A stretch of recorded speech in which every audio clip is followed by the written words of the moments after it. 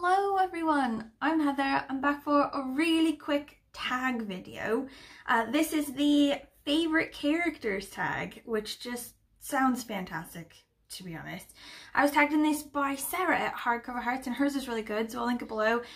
Also, I'll link the original, which is created by Leo at A Little Book Life, I think. This one is super good. I really like it. I've been watching other people's as well because it's a fab one. Like, I think for me, like, my focus in books is like really human interest, you know? So like I get stuck on the characters quite intensely, and I think if a book is crap but the characters are good, like I'll still read it.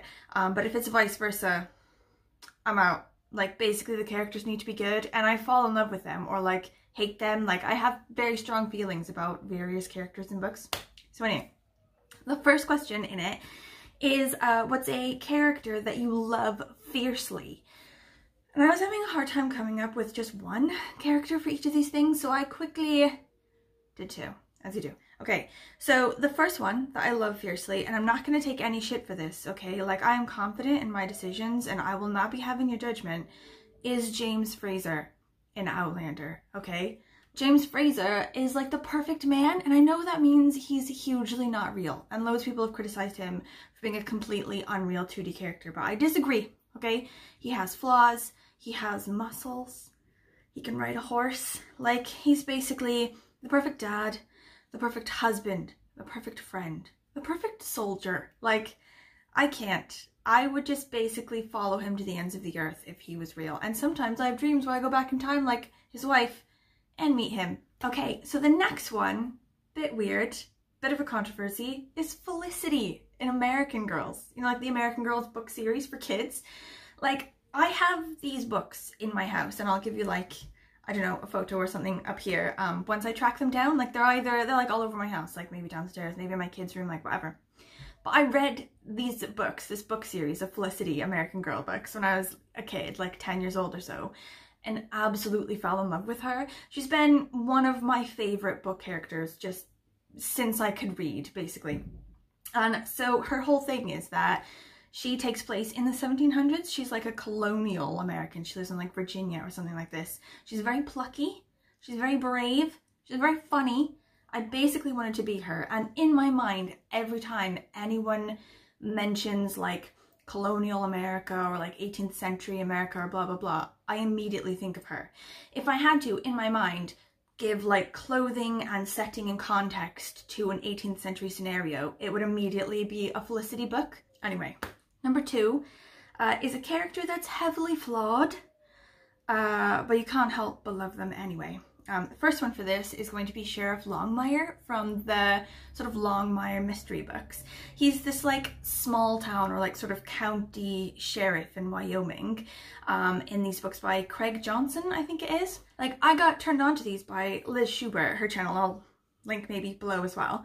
And he's amazing. I love him. I love books like this with like a sort of rugged type cowboy guy who like solves mysteries. Like, he's a cowboy and he solves mysteries. Like, obviously he's flawed because cowboys are just like that, you know.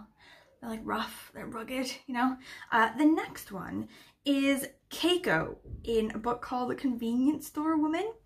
And I don't know fully her story, if she's maybe autistic or something like this, or I don't know, just heavily unique.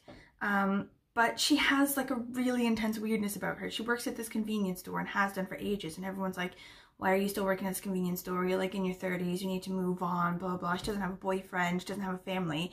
She mimics everything everyone does, and she sets up her life in like severe rigidity. Like, she gets up, she has this meal, she only eats in order to be her best self at the convenience store because she lives for her job at the convenience store. Like, she's very weird and very complex, but I love her.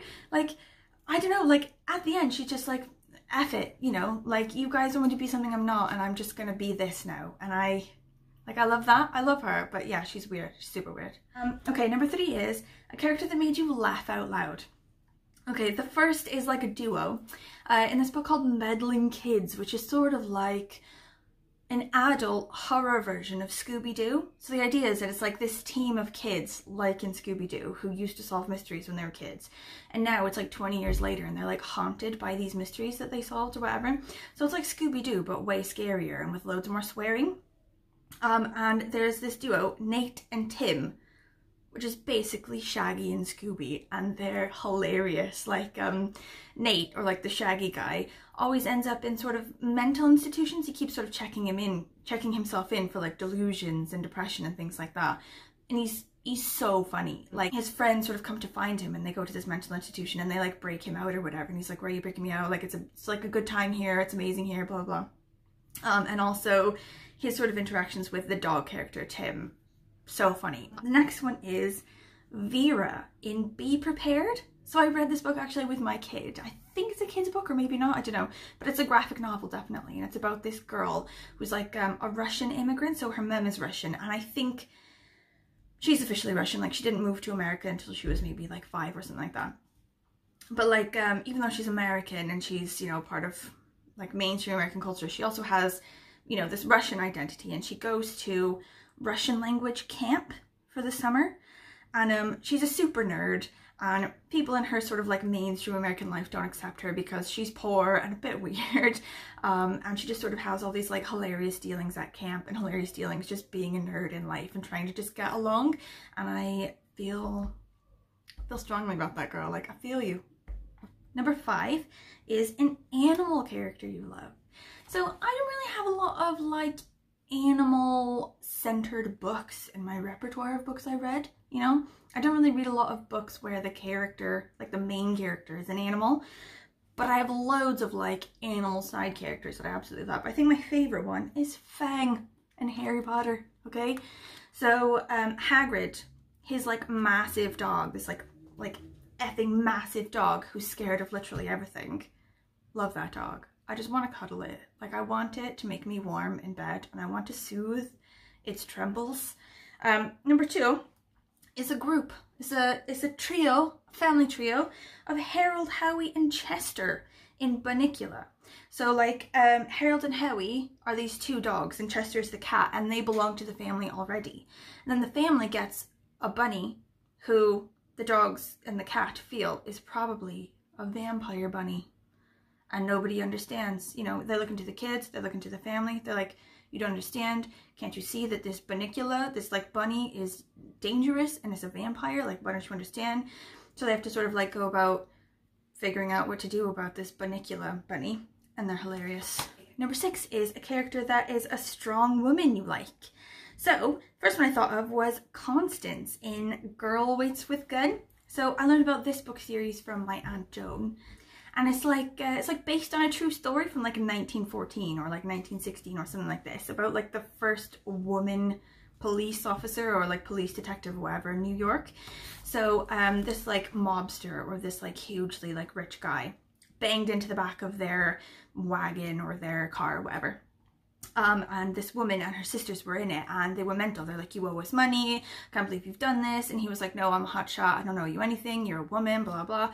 So they like just basically go after him. They like dog him to the ends of the earth, and they end up winning. And for all her detective work, she ends up being, you know, becoming a police officer or whatever. And that's Constance. And it's like a series of books. Like I haven't read the 2nd or 3rd one yet, but I definitely want to. It's on my list. It was really good, and I really liked her as a character. Like, so the second strong woman I have is Katie Noblin.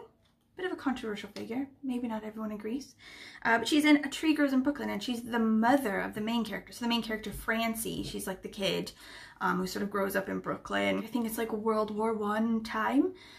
Her mother is Katie Nolan, is this woman that I'm on about, and she's like the child of immigrants.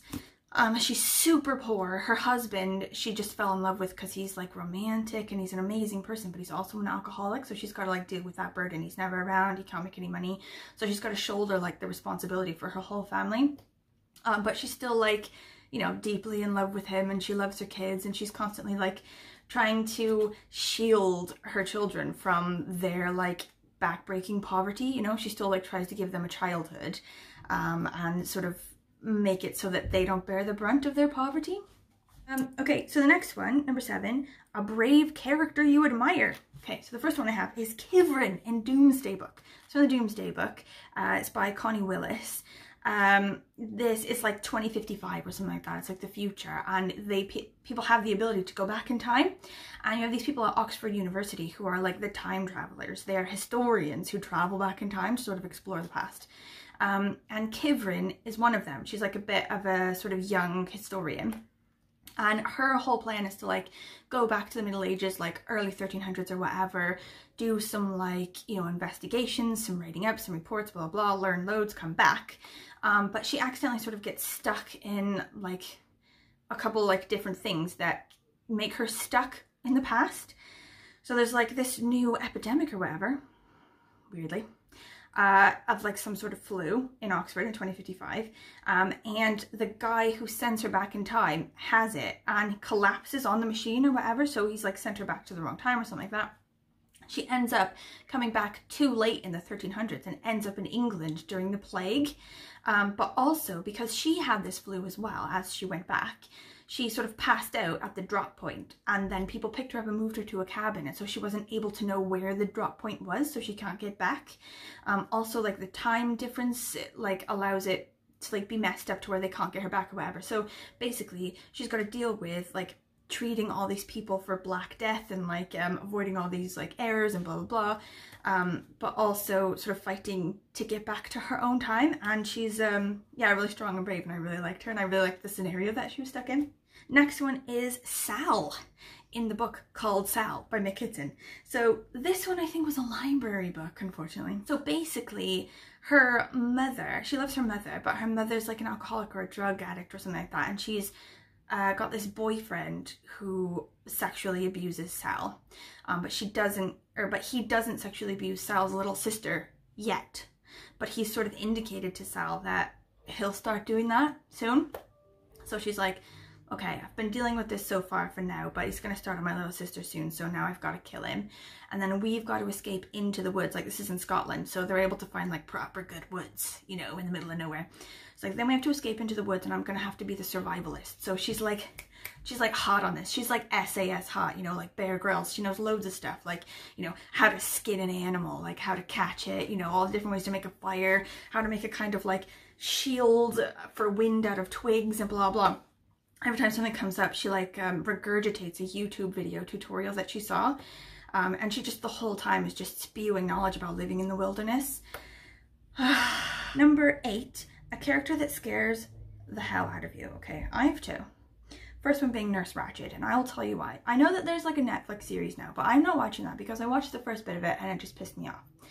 I feel like everyone sees her as like this evil character, like inherently evil and like psychotic or whatever, and I never felt like that. When I read the book and like in my mind afterwards this whole time, I felt that she was like human, like within human levels of like, you know, emotion and stuff. Like not evil, not psychotic or whatever, just like obsessed with control.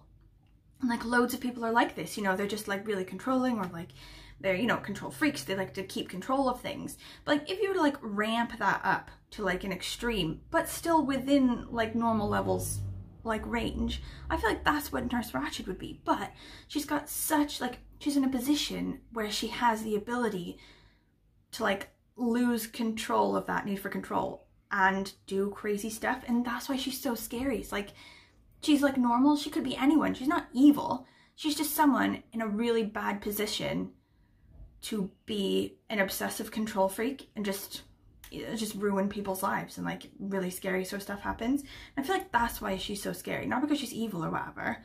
The next one I have is Randall Flagg in The Stand by Stephen King. Oh my god, this guy gave me nightmares. Okay, so like basically, like I don't know what's fully up with him, but I feel like he's supposed to be like the devil or like a demon or something. He's like this like ultimate evil character type guy. And there's like this pandemic again, which kills off loads of people in the world, and sort of like societies all over the world collapse. And he has like supernatural abilities for evil, so he can like see into the future, and he can see people thousands of miles away, and he can like control things with his mind. But also he's like taken people over and turned them into his henchmen, like psychotic people, like people who are deranged and are like mass murderers and stuff like that. He's like taken them over and like won them over to be his henchmen. So it's like this like intense, evil, like supernatural guy with like this group of henchmen of crazy people who just will like skin you alive and stuff like that. Jesus, like nightmares, like nightmare fuel for days, that guy. Number 9, we're getting to the end. I gotta be really fast. Like I'm supposed to meet my husband, have chips on a park bench. So sexy. Right, okay, so number 9 is a character that's really mean. And I actually have 2 kids books for this because I feel like in adult books, people aren't really mean, are they? They're just like adults, even if they're like shitty adults. I feel like people aren't really mean unless they're in a kid's book, you know, when you're like seeing it as a kid and you're like, she's mean. Okay, first one is Miss Minchin in A Little Princess.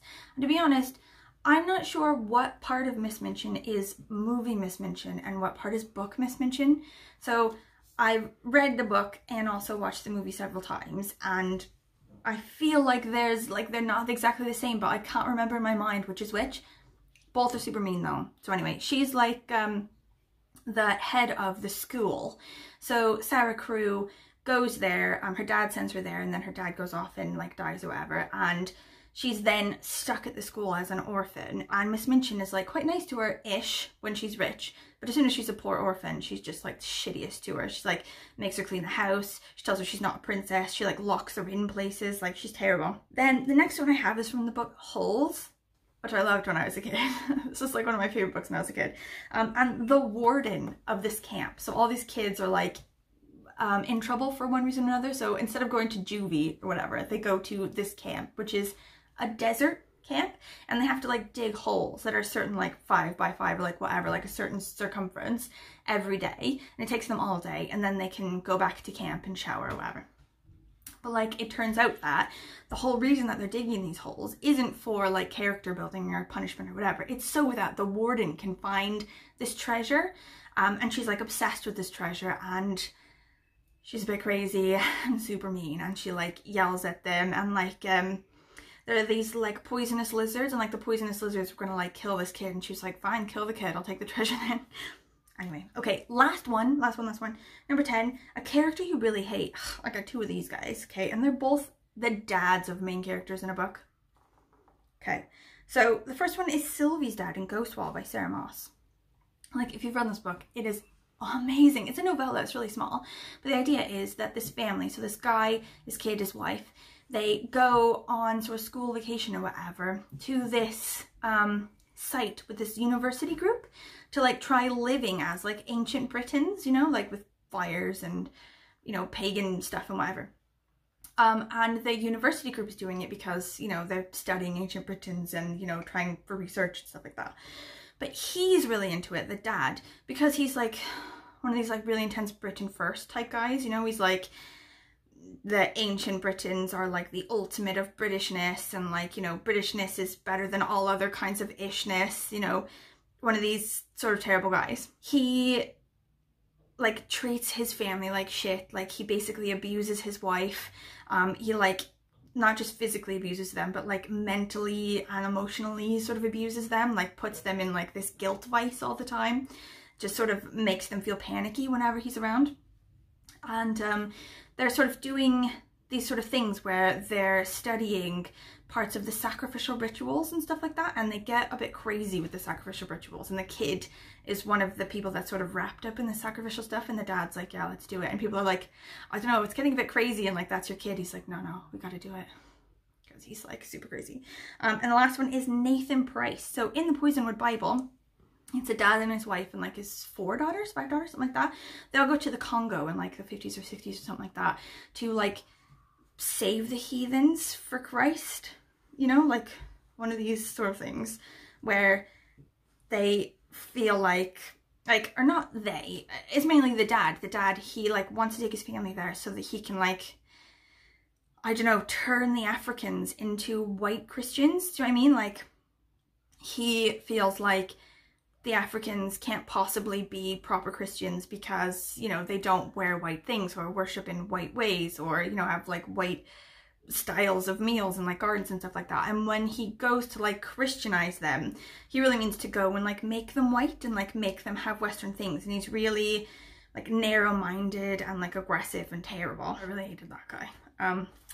But anyway, that's the end. I've completed it. There was 10 of those, amounting to 20 characters. If you want to do this, please do it. I'm not going to tag anymore because I feel like really weird. Like then you feel pressured to do it even if you don't want to do it. But if you want to do it, it's so good. And then let me know, like if you do it, put like your link in the comments so I can watch it, because I love these. I really want to watch all these. If you have any comments as well about like any of the characters I've said, any of the books I've said, you liked them, you didn't like them, like questions, whatever, let me know. I am really in it for the comments.